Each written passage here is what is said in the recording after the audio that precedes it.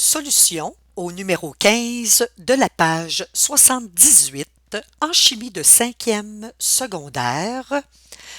Si vous avez des questions, vous pouvez les poser sur le Facebook de Patiosciences.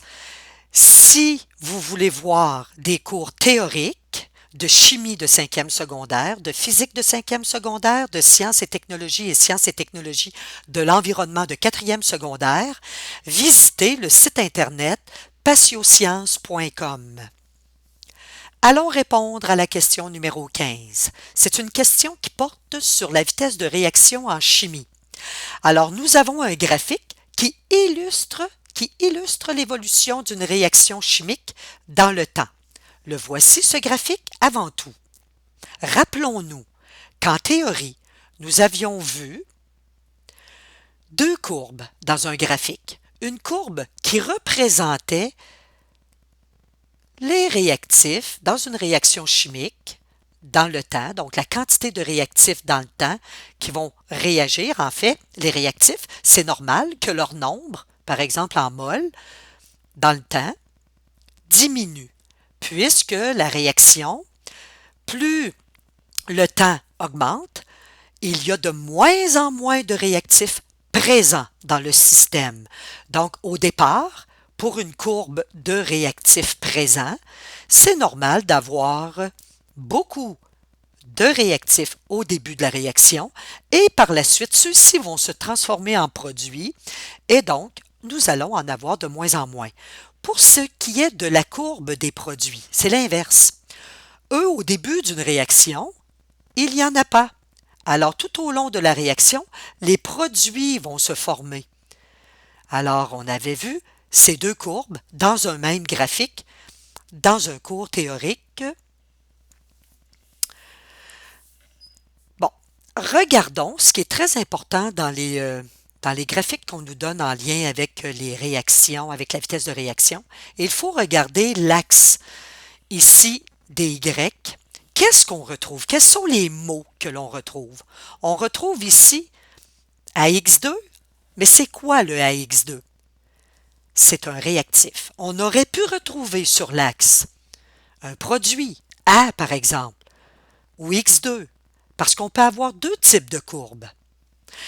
Alors ici, c'est le réactif AX2 qui est présent. Donc, à 0 secondes, nous avons 2,5 mol. Et regardez, plus le temps avance, donc par exemple à 1 seconde, il nous reste 1,7 mol. Et ainsi de suite. Donc, les valeurs vont diminuer au fur et à mesure que le temps va augmenter. Bon, maintenant, lorsqu'on veut calculer une vitesse, avant d'aller répondre aux questions, c'est une courbe. Donc, soit qu'on nous précise de calculer vraiment une vitesse instantanée en un point précis, mais ici, ce n'est pas le cas. On va nous demander, dans des intervalles de temps, de calculer une vitesse. À ce moment-là, nous calculerons une vitesse moyenne puisque nous allons utiliser deux points sur la courbe, donc qui vont correspondre à deux points d'une séquente. Donc, si on dessinait, par exemple, une droite qui relie les deux points, comme la première question, on nous demande de calculer la vitesse dans l'intervalle de temps 0 à 1 seconde. Si on reliait ces deux points-là, on obtient une séquente. Et une séquente en maths ou en sciences, lorsqu'on calcule sa pente, c'est une pente moyenne. Mais ce qu'il faut retenir, lorsque nous aurons notre variation de quantité de réactifs sur notre variation du temps, c'est très important d'avoir au numérateur la quantité de réactifs qui a réagi, qui a été transformé, et non la quantité de réactifs présente. Ça, c'est très important. Parce que dans une réaction chimique, lorsqu'on regarde une équation qui représente une réaction chimique, qu'est-ce que ça nous dit? Ça nous dit, une équation, que 1 mol du réactif AX2 doit réagir pour former 1 mol de produit A et 1 mol de produit X2. C'est ce que ça dit.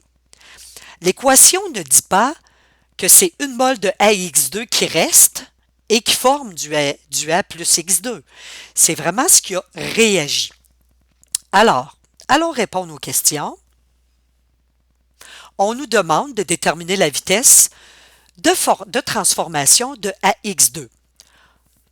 Pour un même graphique, on aurait pu demander la vitesse de formation, soit du X, si on regarde, donc soit du X2, soit du A.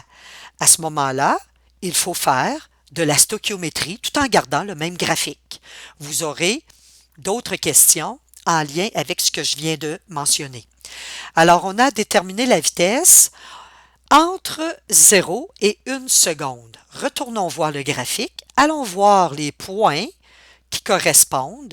Donc, à 0, nous avons une quantité de AX2 présente de 2,5 mol et à 1 seconde, nous avons du AX2 présent à 1,7 mol. Alors, allons écrire ces deux couples. À 0 seconde, nous avons 2,5 mol. À 1 seconde, il nous reste encore 1,7 mol. Alors, pour connaître la quantité qui a réagi, on va faire la soustraction de ces deux valeurs. Alors, nous allons calculer une vitesse moyenne entre 0 et 1 seconde de la façon suivante. Ça nous prend la quantité en mol de AX2, mais qui a réagi, divisé par la variation du temps. Alors, ce qui a réagi, c'est 1,7 mol moins 2,5 mol. On n'oublie pas que la vitesse en chimie, elle est toujours positive. Donc, on met nos barres de valeur absolue. Nous avons le temps de 1 seconde moins 0 seconde. Alors, la vitesse ici, on peut voir qu'au numérateur, nous obtenons 0,8, qui est en valeur absolue. Au dénominateur, on obtient 1 seconde, donc on peut l'écrire tout de suite comme ça. Ce qui est important, c'est que le 0,8 mol, c'est vraiment ce qui s'est transformé, ce qui a réagi, ce qui a contribué à former les produits. Alors, ce n'est pas une quantité restante. Alors, il faut faire très attention. Le deuxième, c'est la même chose, mais cette fois-ci, entre la 2 et la 3e seconde, c'est un copier-coller. Alors, simplement, on retourne dans le graphique. Nous allons trouver nos valeurs qui correspondent à 2 secondes et ensuite à 3 secondes. Donc, nous avons 1,3 mol et 1,1 mol. Par la suite, la vitesse, on fait la même chose. Donc, ça va nous donner 0,2 mol par seconde.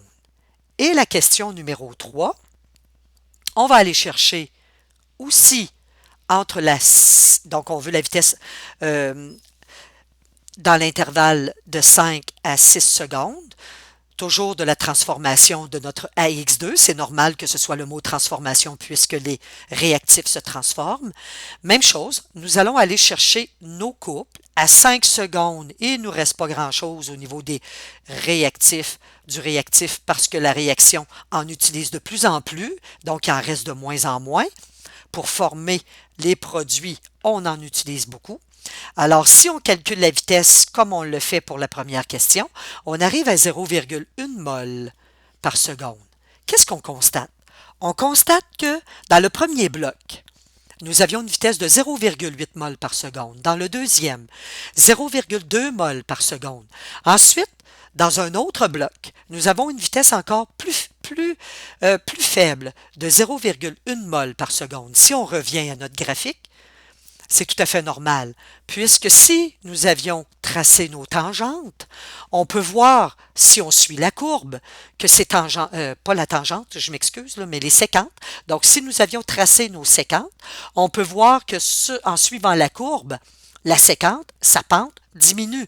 Donc, ça veut dire quoi? Ça veut dire que nous avons une vitesse qui diminue dans le temps. Maintenant, on va nous demander d'expliquer à l'aide de la théorie des collisions pourquoi justement cette vitesse-là diminue. On part de 0,8 et on arrive à 0,1. Alors, la théorie des collisions, elle est très simple. C'est que plus vous avez de particules plus il y a de risques de collision, donc risque de collision efficace, et les collisions efficaces sont celles qui forment les produits. Donc ici, qu'est-ce qui est arrivé? C'est que dans le temps, nous avions de moins en moins de réactifs. Donc, si on ramène une partie de notre graphique, alors on avait de moins en moins de réactifs présents dans le temps. Donc, parce que ces réactifs-là formaient des produits, donc étaient utilisés pour la formation des produits. Alors, lorsqu'il y a de moins en moins de particules, il y a donc de moins en moins de risques de collision, par le fait même, moins de collisions efficaces et une diminution de la vitesse. Dans le cours théorique en ligne, je vous avais fait une belle analogie en lien avec ça. Donc, c'est un peu comme dans un milieu donné, une surface donnée. Si vous avez beaucoup de gens, de personnes, il risque d'y avoir plus de collisions entre les personnes si ces personnes-là sont en mouvement. Et au fur et à mesure qu'il y en a moins de personnes, bien, le risque de collision est moindre aussi. En chimie, ça prend des collisions efficaces pour former des produits. Donc, ça prend des collisions efficaces entre les réactifs pour former les produits. La dernière, on nous demande ici de déterminer le temps nécessaire à la formation de 2 moles et on ne parle plus de réactifs parce que les réactifs ne se forment pas, les produits se forment. Donc, le X2 est un produit. Alors ici, on va faire appel à la stoichiométrie parce que nous parlons de notre d'un produit, donc du X2. Alors, notre équation, nous avions dans notre équation le AX2 qui donnait comme produit le A et le X2. Alors, ce qu'on veut connaître, c'est qu'on va aller chercher le temps dans le graphique qui correspond à la formation de 2 moles de X2. L'erreur qu'on peut faire, c'est la suivante. C'est de retourner dans le graphique et aller voir vis-à-vis le 2 moles le temps qui correspond à ça. On ne peut pas faire cela parce que le 2 moles ici, c'est un 2 moles de AX2 qui est présent. Alors, qu'allons-nous faire? Nous allons, avec la stoichiométrie, calculer combien de moles de AX2 auront réagi si 2 moles de X2 sont formés. Alors, la stoichiométrie, nous avons notre connu, nous avons notre inconnu. Pourquoi je prends AX2? Mais c'est parce que le graphique il est en fonction de ce réactif. Alors, combien de moles auront été transformés de AX2 lorsque nous avons 2 moles de X2 formés? La stoichiométrie, c'est d'aller chercher la deuxième ligne de la règle de 3 avec dans l'équation. Alors ici, l'unité, c'est des moles. On va aller chercher le 1 mol. Ici aussi, c'est des moles. On va donc aller chercher les moles. Donc, le coefficient il est de 1. Et par la suite, nous allons calculer la quantité qui a réagi de AX2 afin de former 2 moles de X2. Alors, ça nous donne 1 fois 2 divisé par 1. Alors, nous avons 2 moles de AX2 qui ont réagi, qui se sont transformés, qui ont disparu. OK, donc là, le graphique, je le rappelle, il nous donne la quantité présente de moles de AX2. Donc ici, nous avons la quantité qui a réagi. N'oublions pas qu'au tout début de la réaction, le AX2, nous en avions 2,5 moles. Et comme il y en a 2 moles qui ont réagi, il reste, et c'est ça qui est important pour nous, pour aller faire des lectures dans le graphique, il faut avoir la quantité de AX2 qui reste. Donc ça, c'est ce qui reste de notre réactif. Et à ce moment-là, nous sommes en mesure d'aller lire le temps qui correspond au 0,5 mol qui reste de AX2.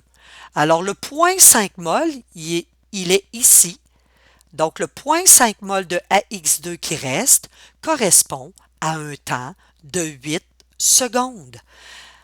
Donc, la réponse à cette dernière question, eh bien, c'est 2 secondes. Donc, ce n'est pas un temps qui se calcule, c'est un temps qu'on va aller chercher dans le graphique. Tout simple, pas 2 secondes, je m'excuse, 8 secondes.